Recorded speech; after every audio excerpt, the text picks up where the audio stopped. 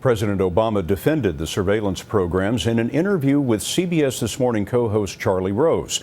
You saw that interview this morning and on the Charlie Rose program last night. Charlie's with us now. And Charlie, what is the president saying? Well, during the interview, the president offered his most in-depth explanation so far of the controversial NSA phone monitoring program 2015. Point number one, if you're a U.S. person, then NSA is not listening to your phone calls, and it's not targeting your emails unless it's getting an individualized court order. That's the existing rule. There are no names. There's no content in that database. All it is when those calls took place, how long they took place. Now, if the NSA, through some other sources, maybe through the FBI, maybe through a tip that went to the CIA, maybe through the NYPD, gets a number that where there's a reasonable, articulable suspicion that this might involve foreign terrorist activity related to Al-Qaeda and some other international terrorist actors, then what the NSA can do is it can query that database to see, does this number pop up? Did they make any other calls? Should this be transparent in some way? It is transparent. That's why we set up the FISA court.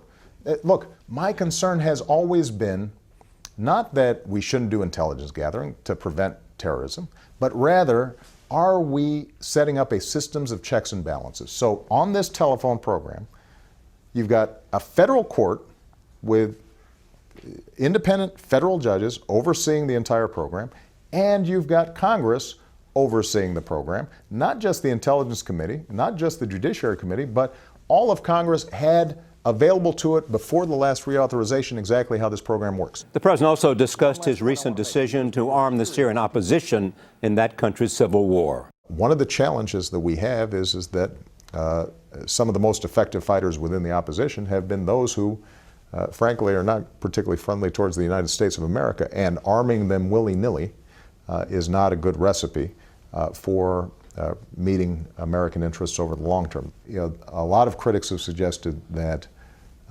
if we go in hot and heavy,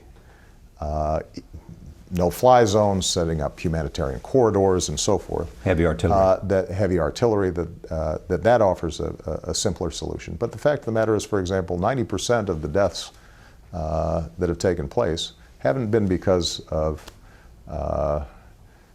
airstrikes by the Syrian Air Force. The Syrian Air Force isn't particularly good. They can't aim very well. It's been happening on the ground. So you think a no-fly zone is not necessary? What I'm saying is that if you haven't been in the Situation Room, pouring through intelligence and meeting directly with our military folks and asking what are all our options and examining what are all the consequences, and understanding that, for example, if you set up a no-fly zone, that you may not be actually solving the problem on the ground, or if you set up a humanitarian corridor, are you prepared then to bomb Damascus? And what happens if there are civilian casualties? Unless you've been involved in those conversations, then it's kind of hard for you to understand the complexities of the situation and how we have to not rush into one more war in the Middle East. Fascinating what he said, if you haven't been in the Situation Room.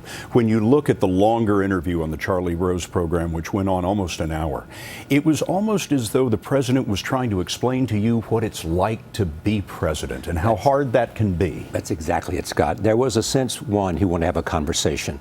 Secondly, he wanted to explain what it's like to be president and try to explain to me what the balance was in Syria. What's the risk of getting involved? Yet at the same time, we want to provide enough support so that there can be a push for negotiated settlement with respect to surveillance. We want to make sure that we do not invade the privacy and freedom of Americans, yet we want to protect the country from terrorist attack. Always the balance he's looking for. Not so easy to be president, is That's it? exactly what he's saying. You rarely see the president like that. Charlie, thank you so much. Thank you for the interview, and we'll see you tomorrow morning. Good luck. Thank you.